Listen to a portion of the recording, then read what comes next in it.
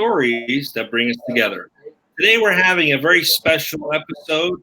I have the co-producers and co-hosts of Dojo Live. All four of us are on today to talk about what we've been up to in the past few months in redefining the purpose of the show. And I thought it would be a great opportunity, since we don't have a guest today, to share that with you and also to get your feedback. So if you're listening live, we're simulcasting right now on LinkedIn, on Facebook, as well as YouTube. Please submit your comments, your questions. You could do that on Twitter, or you could do it right on the stream. We'd love to hear from you.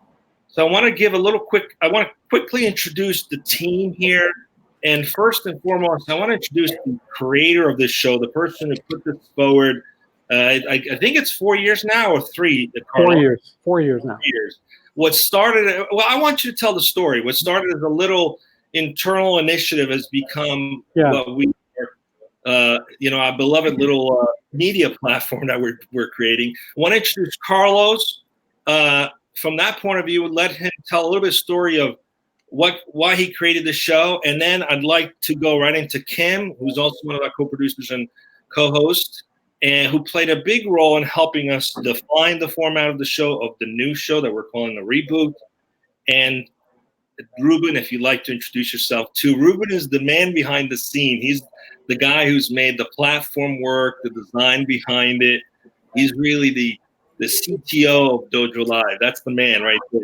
So again, ask questions, and we want to share the story of why what we're doing and why we think it's important, especially in what's going on in today's time with very polarizing opposite views that exist across the world.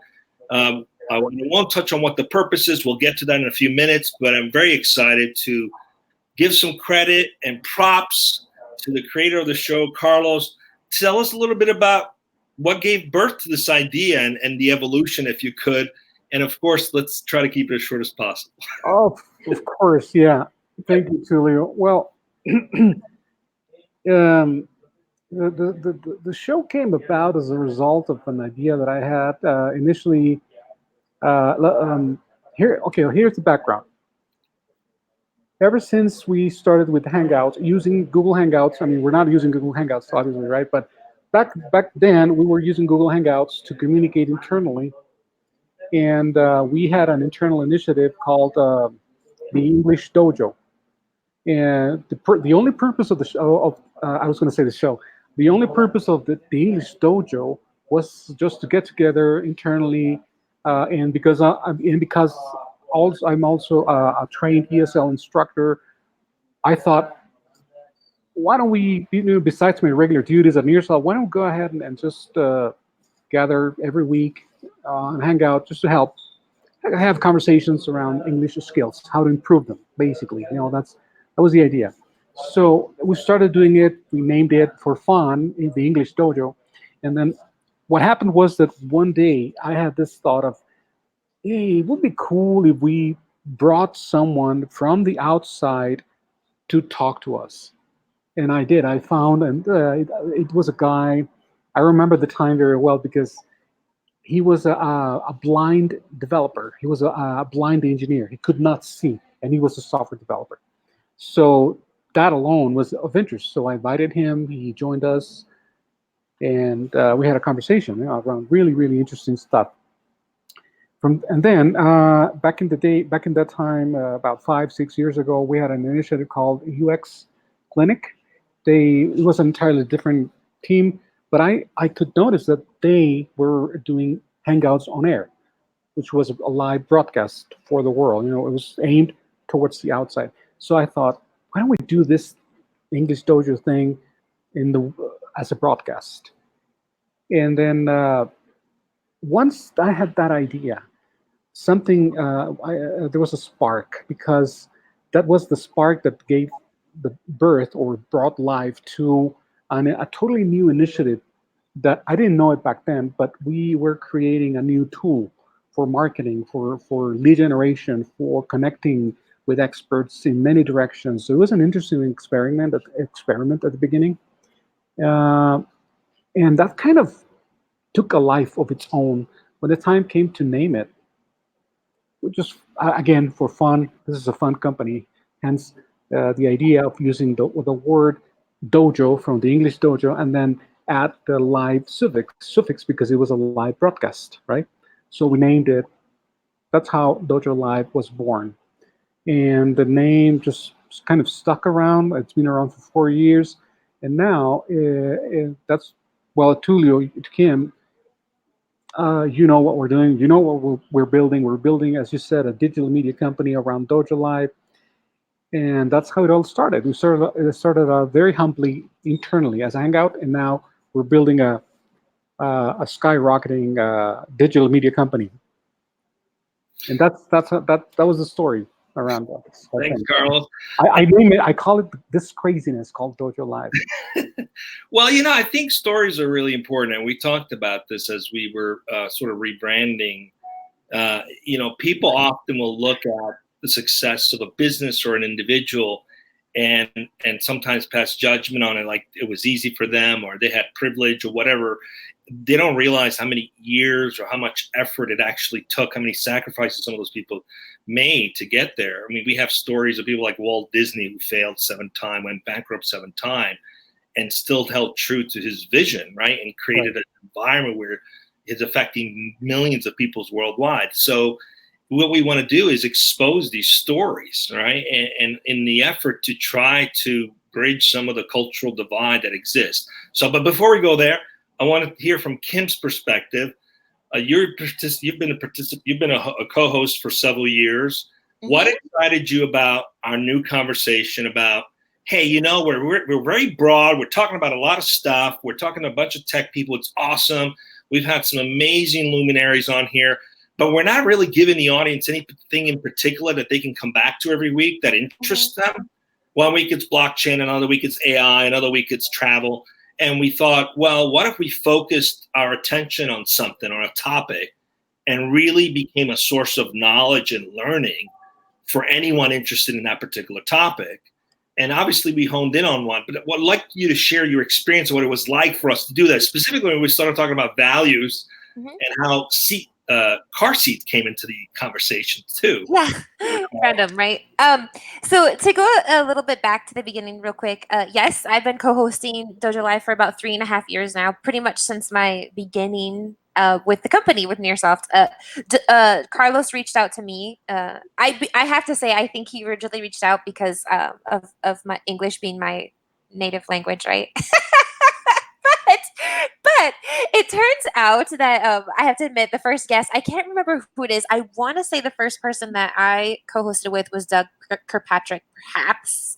And I was very, very nervous, and I thought, God, going live on the internet, like, how am I supposed to do this?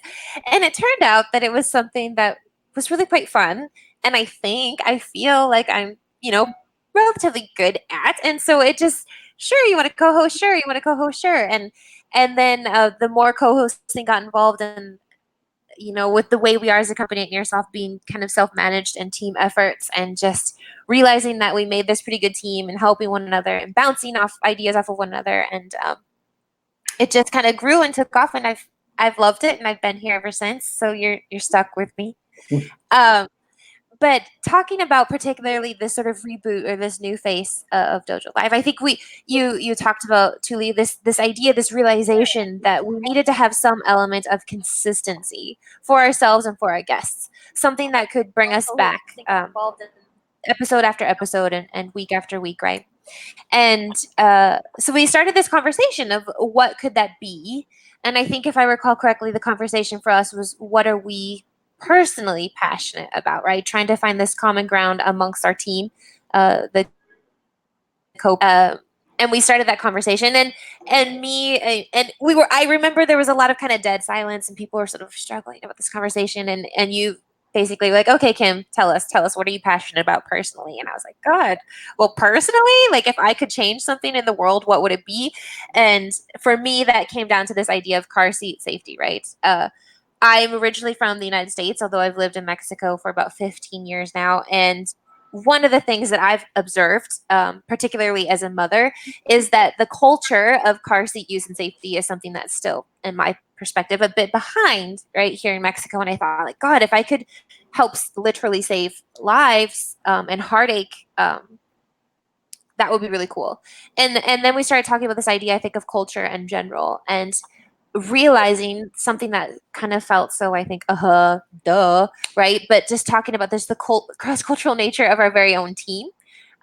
Carlos, who is, Mexican, born and raised, Ruben as well. Tulio, originally from Italy, if I'm not mistaken, right?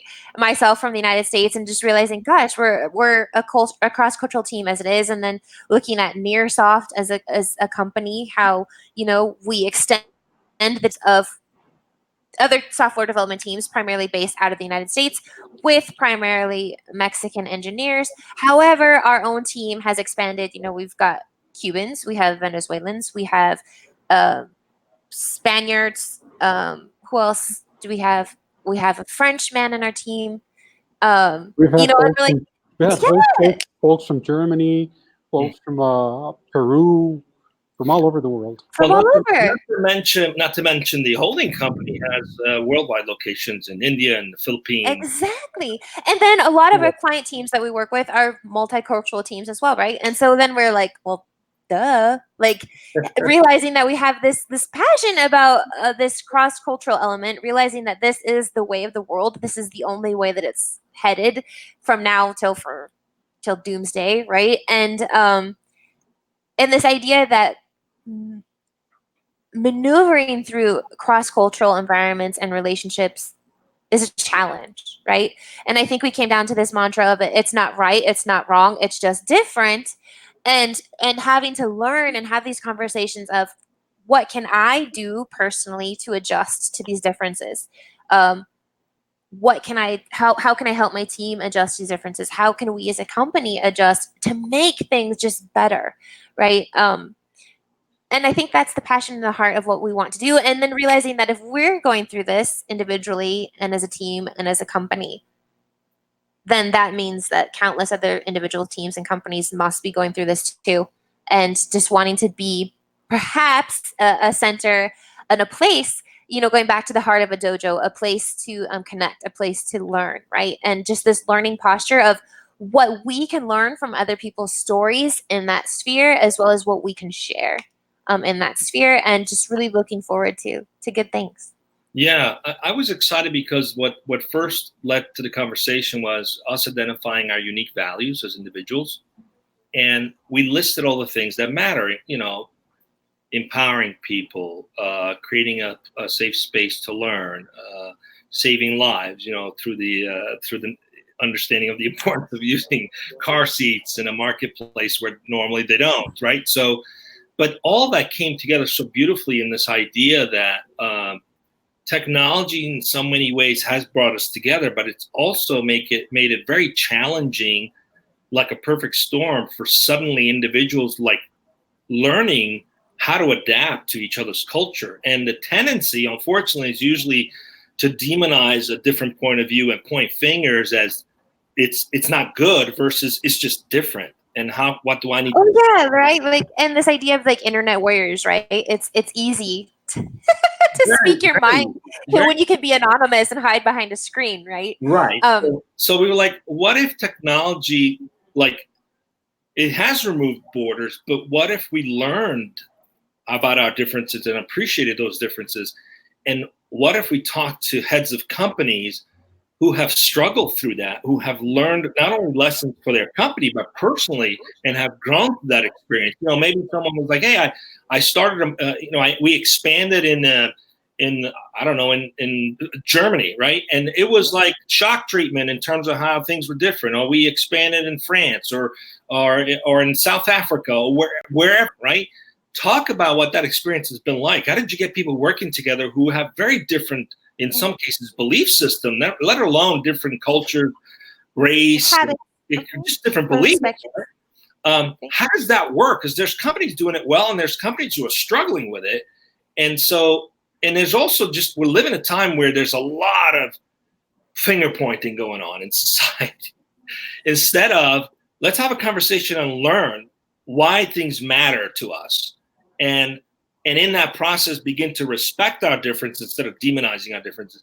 And this is a critical point for us, is we want to be a place where people can come and share those stories, and people can learn about how to integrate. And we're talking about diversity, inclusion. We're not just talking about different cultures, but also just different ways of being, right? I mean, you have companies that are hiring people with handicaps. You have companies that are hiring people with autism. How does that work? How do you make that work? How do you adapt in that environment? How do you create an environment where everyone can succeed and collaborate? Those are the stories we want to expose and talk about. And so that gave birth to our purpose, right? And we were all kind of excited when that happened. I think it was you who came up with the name, Kim. We did, because Carlos, I don't know if you wanted to share.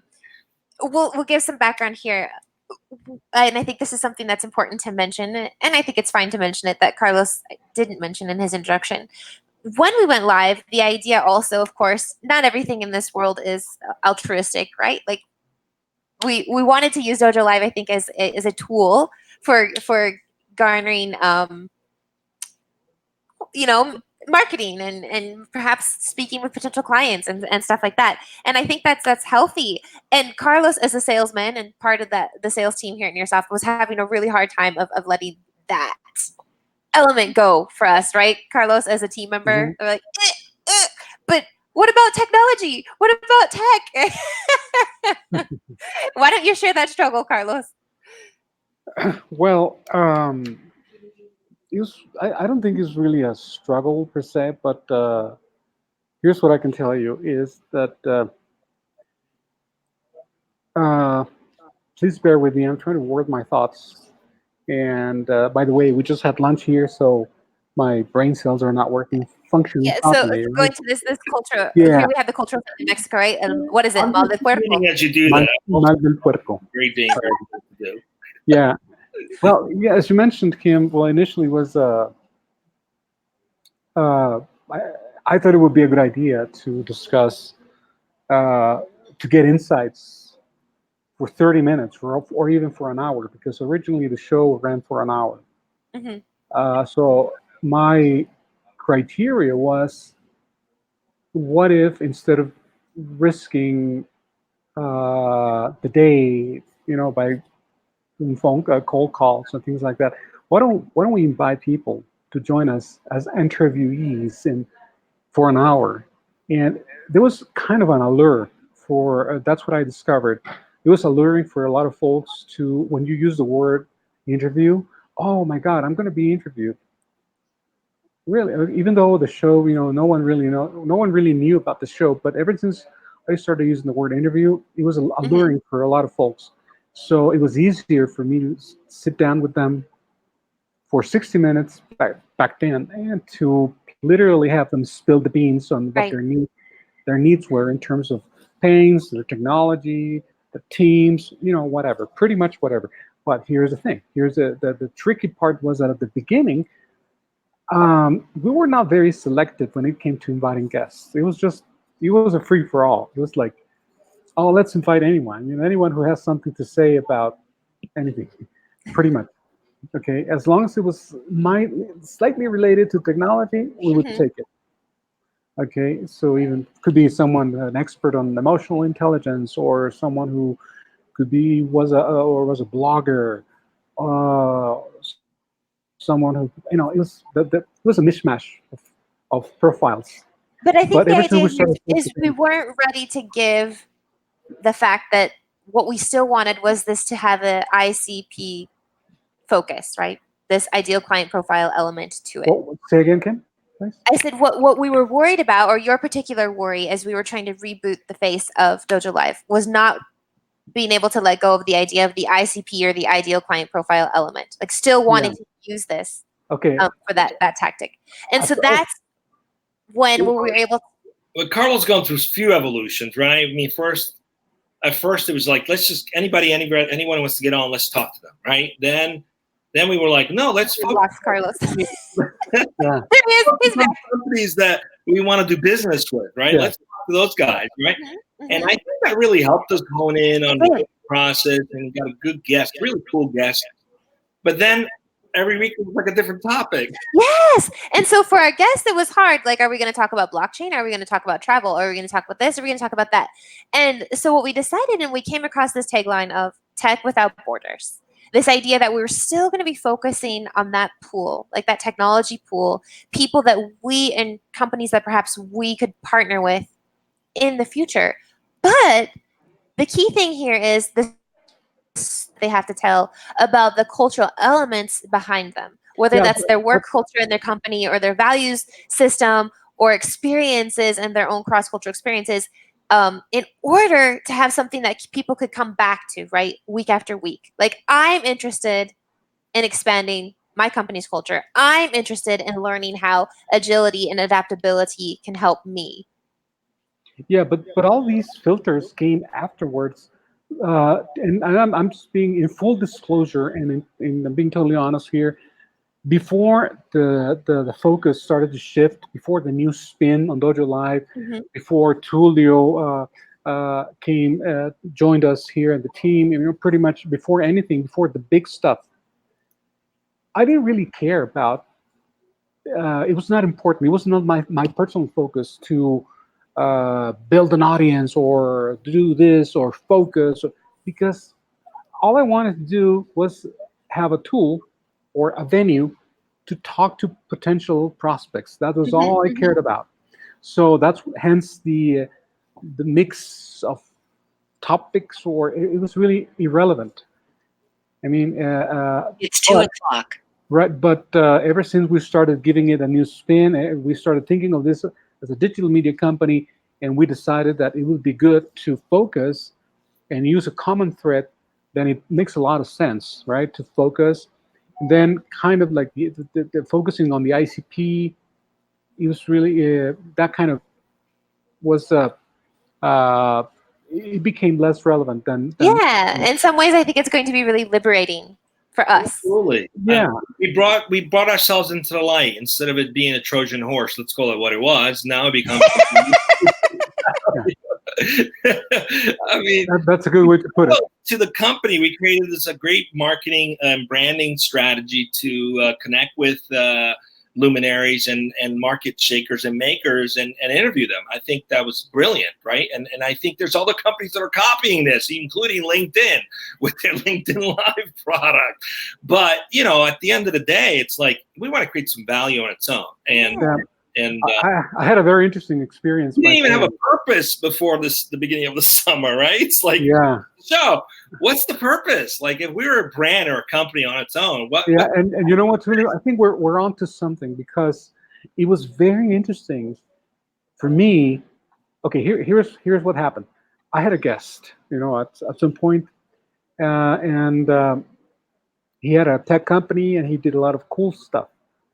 So I featured him on the show, and then after a while, he started his own show, and then he invited me as a guest to be interviewed about DojoLIVE. So that it was very interesting to kind of turn the tables and be on the other side. And what that made me think was, we are on to something. It might be, technically it's just maybe a hangout on air, maybe a live interview on YouTube.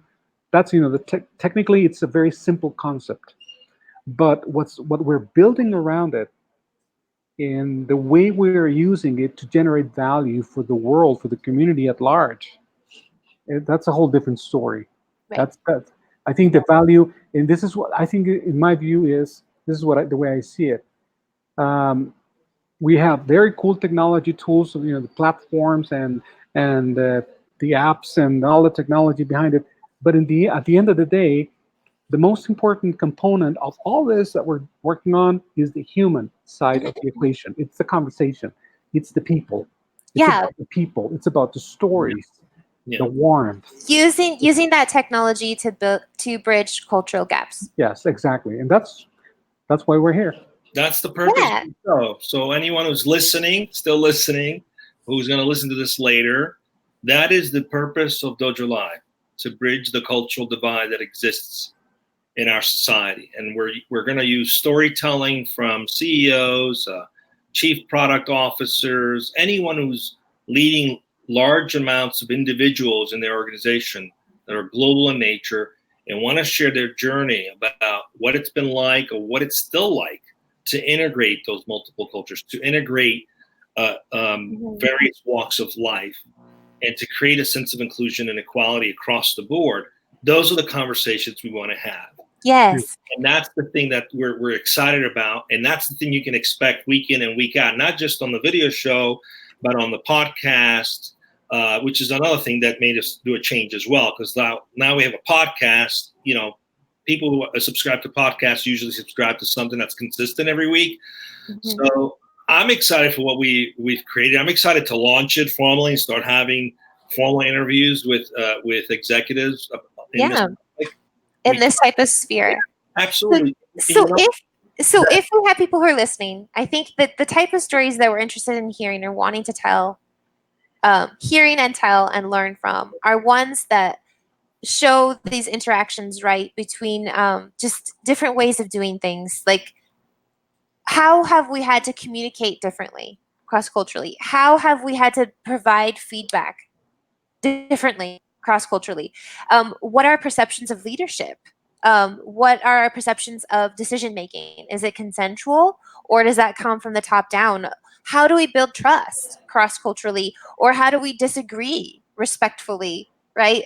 Or how do we even show our different respects for time and scheduling, right? Are we flexible in that, or are we very rigid? And what are these types of stories that we've had and these experiences that we had as leaders of companies, as individuals, and the stories that you've come across, the way that you've had to confront such things, and how your company yourself are better because of learning how to be adaptable and agile in different environments. So if you want to join us, you want to talk about this, I think we're booked through December, but we definitely want to hear from you. And if this is a topic that excites you, that you want to get behind, we're also interested in new sponsors. Currently, DojoLIVE is sponsored by Nearsoft, but we're opening it up to give other companies and other brands an opportunity to get involved. And finally, you're going to see us streaming across multiple platforms. I think, Ruben, the LinkedIn Live stream didn't work today, so we'll have to test that again. Too bad, but I try to tweet and share as best as I could while we're talking. But again, please give us your feedback, your comments, and share with us what you'd like us to focus on around bridging cultural divide. And we're hoping that through this effort, collectively, we can all make the world a little bit better, a little bit more inclusive, a little bit more empathetic and understanding between all of us, and hopefully a better place for our children to live in as well. Right. Yeah. Thanks for joining us today, guys. I know we didn't have a guest, and this was an impromptu thing, and I'm glad we did it. And let's keep going. Absolutely. Thank you, everyone, and we'll see you next week. Bye for now.